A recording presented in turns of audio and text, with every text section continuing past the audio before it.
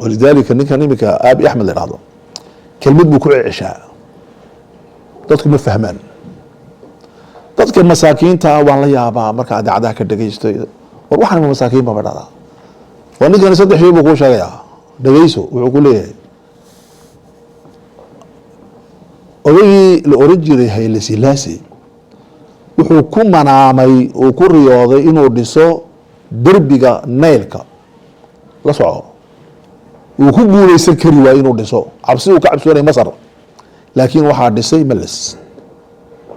anna waan dhamaynayaa waa kaas odagii Menelik wuxuu ku manaamay inuu bad helo laakiin bad ma helin waxaa badii xaqiijin doona aniga oo aabi axmed ah badii waan keeni doonaa okay odagii ku horeeyay Menelik wuxuu ku manaamay Ethiopia xuduudeedu inay noqoto Uganda may xaqiiqsamin laakiin waa xaqiiqsami oo bariga Afrika oo dhan dawlad baa laga dhisi doonaa Ethiopia aaba ka tahay waa maasanta aabi axmed laakiin dadka ku dhageysanaya qaarkood dhegtaa bugta dhegtaa jiraa dadka qaarna maskaxda jiran dadka qaarna qalbiga jiran kuwa dhegtu jiran tahay wax kale maqlayaan waxa ma maqlayaan waxay ku leeyihiin dan baan isku leenahay walaal baan nahay saaxiib baan nahay okay walaal baan nahay ruuxaas oo dhan saaxiib baan noqon karnaa laakiin maaha siyaasaddu maaha dhageysa baasha warwaya siyaasaddu maaha association khayriya maaha meel laysa siyaasada qad maaha siyaasaddu waan kaa cabaa igama cabtid baa lagu bilaabaa waa dhulka ha ku meereysan hadaa kusoo meereysatid waa lagu meereysan weyaan marka siyaasaddu qosol ma leh siyaasaddu raganimo u baahan tahay siyaasaddu ma baahna sheeka caruureed arrinta labaad ee muhiimka waxa weeye kuwa maskaxda ka jiran wax weeyaan waa kuwa aaminsan in uu badda uu rabo ay tahay bad uu ka yara shaqaysto oo inahay bad uu qabsado kuwaasina maskaxda ka jiran yihiin kuwa qalbiga ka jiran waayo waa kuwa aaminsan baba in anaku nahay amxaar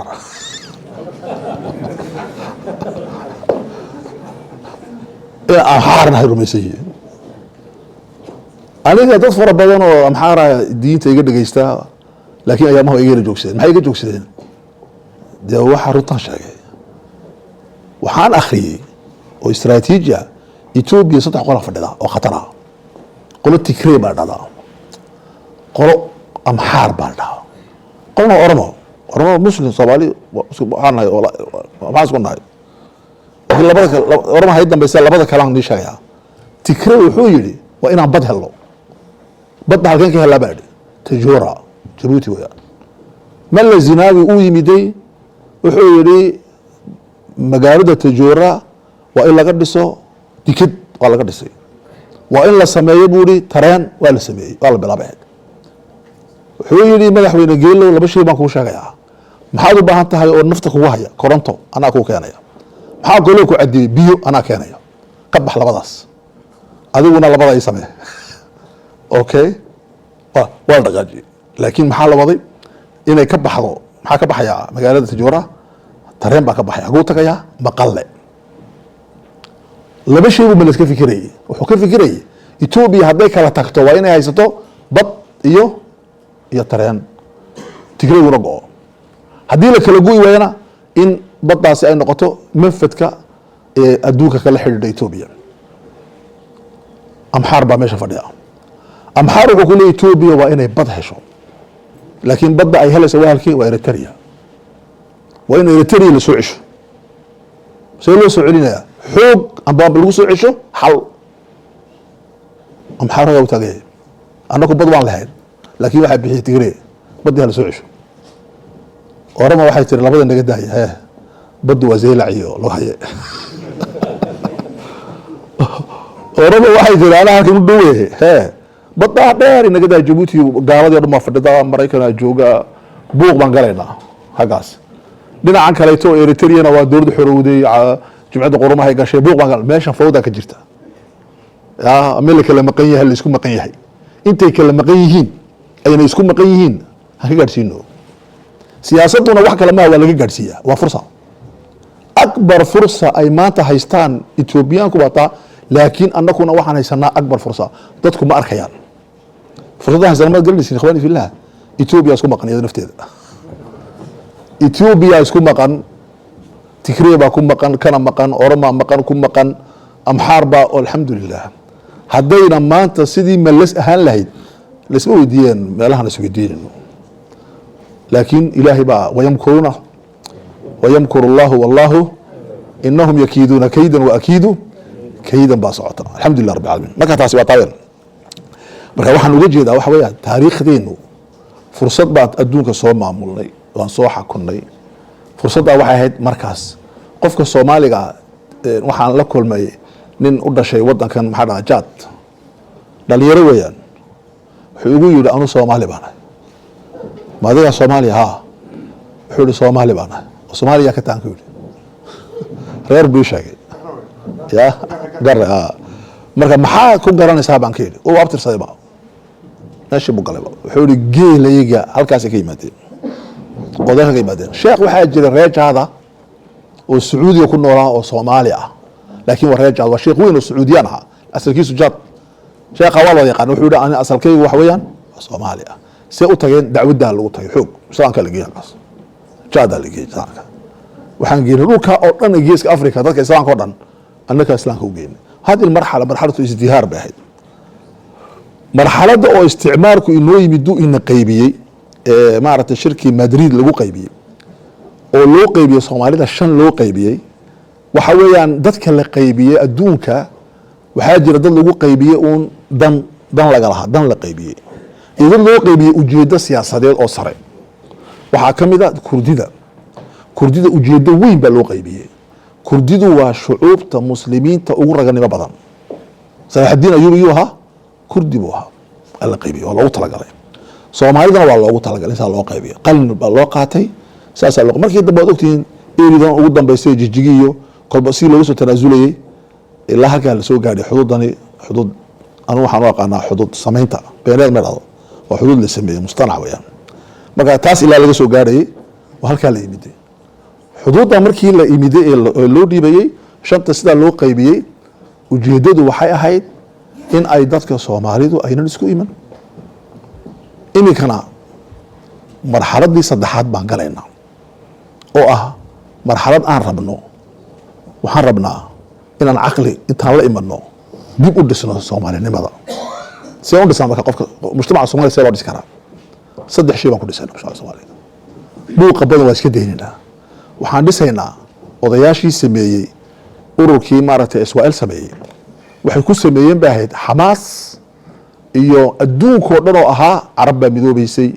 waxa midoobay ummadaha isku midkood dhan midoobay Soomaaliya waxa jira buug qoran Yahuudiya nin baa soo diray wali si fiican ma akhrin buuga waxa ku qoran markii Yahuudu ay beelaysay dowladda Talyaaniga meelaha diraaseeyeen maxaa kamid ahaa Soomaalida waxay diraaseeyeen dadka Soomaalidu maxay isku jecel yihiin maanta maxay diraaseeyeen ma akhriyaan yaa dodoona waa raadcaynaya wuxuu maxay isku jecel yihiin Soomaalinimada soo loo sameeyay inuu qofka Soomaaliga ee jooga Ali Sabiix u dhaqmado oo u damqado qofka Soomaaliga ee jooga maaragtay Kenya u dhaqmo iraahdo walaalkii baa lagu dilayaa qofka jooga maaragtay Soomaaliga oo jooga maaragtay Soomaali galbeed meesha ugu sheeyay jooga muxuu ugu damqanayay ugu xanuunsanayay qofka Soomaaliga ee jooga maxaa ku dhacda boorama jooga waay limaada maxaa keenay waxa way baadhayeen maxay ka baarayeen waxay abuureen alqadiyya alyahuudiyya soo sameeyay qadiyya yahuud leedahay waxa laga soo qaaday Soomaalida laga soo qaaday marka maanta taasi waxay Xamaas bahad maanta waxaan u baahanay si wacyi leh inaan u sameeyno Soomaalimida maxaan ka dhaqaaqnaa marka Soomaalimida soo sameeyno maxaan ka dhaqaaqnaa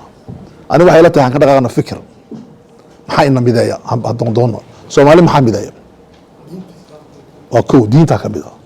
culture-ka ka mid ah luqadda ka mid ah waxaa ka mid ah danaha ka mid ah dareenka ka mid ah maaragtay weligay Allahay hees marka uu qof qaadayo aan ooyo waxaa jirta hees dhacdo Soomaaliya toos waxaa isweydiiyaa maxaa u ooydaa rabbul caalamiin waan ilmaa yani shucuur baan leeyahay waxaa u ooyaa waxa weeyaan sida igu dhex jirto Soomaalinimadu igu dhex nooshahay Soomaalinimadu ya igu hesiisa marka inaan taa abuurnaan u baahnay waa kow labo سأقول بينا صومالي وحنو بهنا إن سمينا أورورو صومالي نماله أون كسبينه شنطة قبل بوا أو أن دافنو يدبدبا يهود فلسطينيين وحليين فلسطيني الشتات وحده فلسطينيين الدبد جوكت فلسطين صوماليو المهجر صومالي الدبد جوكت صومالي جودها جوكت إلا سميو أورورو صومالي نماذا رميسان أو داليرا ورمينتو تا أي حقيقة تهي ونن عاطفة إنا جاهين وتا إنا سمين أريد صدحات إنا فهمنا التحديات كي نهار يورا إخواني في الله صوماليدو waxay taala political ahaan xagga juqraafiga meel halis ah waxa weeyaan waxaan dul fadhinaa badii casayd marka tijooro laga soo bilaabo ilaa laga imanaya maaragtay barbara ilaa gobolada dhexe la imanayo waxaan fadhinaa badweyntii hindiya yaan dhex fadhinaa waxaan dhinaca kale inaga yaala cadow badan oo raba dunida inuu laaqo oo wadamada khaliijka qaarkood ay ka mid yihiin oo ina laaqaya jira sida bahal u sita Suudaan bay laaqeen Soomaaliya way laaqayaan way xoog bay u wadaan waxay soo wadaan mashaariic dib u dhic nagu abuuraysa waxaa kale oo jira wadano waaweyn oo raba inay Soomaaliya taariikhda ku soo noqon waxaa jirta dawladdan aan ishayno ee jaarka ah oo rabta inay Soomaaliya saawan ahaato ayaantii dhaweeyay khudbadda uu akhrinayay madaxweyne ra-iisul wasaaraha Itoobiya wuxuu yiri kalaba kelmado khatar ah wuxuu haddii ay dadku diidaan inaan heeb yeelano waxa dhici doona in sheegaya 5 malyan oo Itoobiyana iyo Djibouti aadi doonta 5 malyan Soomaaliland bi aadi doonaan 5 malyan Puntland bi aadi doonaan 5 malyan Koonfurta aadi doonaan sidoo markaa ka fikir waxa dhici doona naga cabsiinaya mugta 20 malyan oo bashar aan ugu soo socon doona marka intay taasi dhicin badna siya inikoona waxba inagu soo bixin marka kala doorta inaan dadku ay soo jabaan soo yacaan iyo bad inaad iska helo kala doorta wax u dhaxeeya ma jirto marka taasi si aan taxadiyaadka inagu meersan challenge-yada غير caadiga si aan ugu hortagno waxaan u baahanahay in la helo laba qolo nin Masar waxa soo baxay Xamdaan ninka Xamdaan wuxuu qoray buug uu bixiyay Masar kama jabto dhinaca Suudaan waxay ka jabtaa dhinaca Gaza عدو wuxuu ka yimaadaa marka dhinaca Gaza ayuu ka yimaadaa marka istiraatiijiyan waa dhakaas ka ilaalina buuri diraasada imika la fahmay odaga muxuu ka sheegay laba garanayna annaka waxaan leenahay Soomaaliya waxay leedahay laba meelood ay ka jabayso waxa weeyaan umqiga Itoobiyana way ka jabi haday fahmi weydo soo dhaqmayso dhinaca kale ee la dhaahdo badana way ka jabi laana badan inta leeyahay ballaaran uu ka hadlay Abi Ahmed wuxuu yiri bad dheer baan leenahay waa ku dul gaajoonaysiin maxay faa'iido leedahay bad dheer baan leenahay maxaa go'aysi bad dheer ya odayga la yiraahdo meel la ziraawi baa dir dhabay mid bari anoo fadhiya wuxuu yiri waxaan nagu wareerisay buu reer dir dhaba Soomaali baale dir dhaba Soomaali baale ma cunta la cunaa buu gaajaan la cunta ni keenay nin geesiya jiro meesha fadhiya markaa uu sarakaxay waxaa jira bahal Talyaani uu ka qaatay bari dhuka maxaa dhada Tigreega oo sanad yar oo fiican ay lahaayeen abdaan malaha wax taariikhi ah waxay daba socdeen kutubada sano in loo soo cisho waa loo soo cisho markii dadka uu ogolaaday waa la soo cishay wuxuu ka yiri bahalka aad daba socotaan ma cunta la cunaa ma yabuuli de maxaa daba socotiin buuli waa taariikh buuli oo dirna waa taariikh buuli dirna waa taariikh Soomaali baale ma aha qoolo kaleeto ma lahayn marka waxaan uga jeedaa wax weeyaan waxaan laga dhaadhicinayaa gaajani hayso nolol bad u baahantiin Falastiiniinta ninka dagaalka socda la leynayo meel dhawaato wuxuu yiri nin baaratay Mareykana waxay u baahan yihiin raashin nin Falastiini ah oo Tamiim Azaam dhacdo ku nool maratay Ingiriiska wuxuu yiri uma baahna cunto dhulku u baahan yahay helaan marka dhulku waa ka qaalisan raashin la cuno qofku hadduu raashin uu ka fikiro ma qof karaamada sharaf leh marka annaga waxaan laga dhicinayaa gaajani haysa dhulkiina oo ku gaajoonaysiin la dhulka dad faraha ka qaatiin oo annagu gacanta ku dhino annaka dunida wax siinayna ma gaajoon doono challenge-gaas Soomaalida haysta waa ka weeyaan challenge waxa jira adag oo ah waxa dhulkeena yaala ayaa ka ugu ah waxa ugu qaalisan Suudaan waxa loo baabiyo taqaana Suudaan waxa la dhahdaa waa meesha adduunka oo dhan raashimin karta soomaaliyana gaaska ugu weyn ee bedilaya gaaska khaliijka ayaa dhex yaala min marka laga soo bilaabo Soomaali galbeed ilaa laga soo gaadhay Kismaayo waxa saa u yaala waxa la yidhi waa gaas dabiici ah oo ka badan ka qadar yaala iyo Iiraan wuxuu leeyahay ninka awar la yiraahdo maartay oo maartay عاشقي مارتي فلسطين سعودية وجنرا وحوري بريقة دحي نبديس waxay ku xiran tahay gaaska Soomaaliya iyo la Ugaadiniya labada hadii gaaskaasi iyo ku xiran tahay in Israa'iil iyo Carabi heshiiyaan ay ka fikirayo adigana waxa dul fadhida gaaska dushiisu macna uu ku sheegay ma jirade China iyo Mareykan waxay isku haystaan waa gaaskeenaas si loo soo saari lahaa adduunka dagaalka soo socdaay qazad badii waxa la yiri maxaa dhici doona meesha la dhahdo maxayd Ukraine ma bacda Ukraine imika bacda Gaza meesha saddexaad ma ogtiin waa ma bacda geeska Afrika isku qabsan doona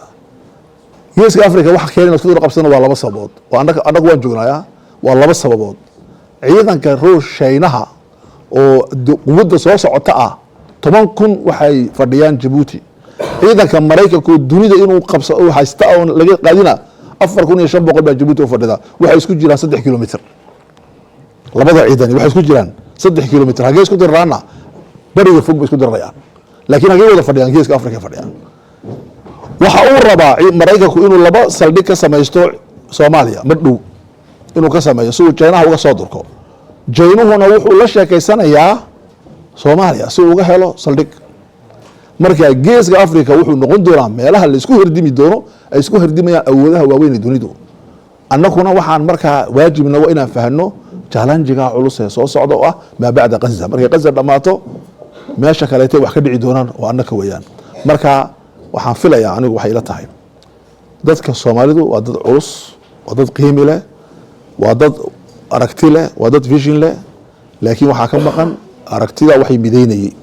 u dajinay iyo hogaamiyaal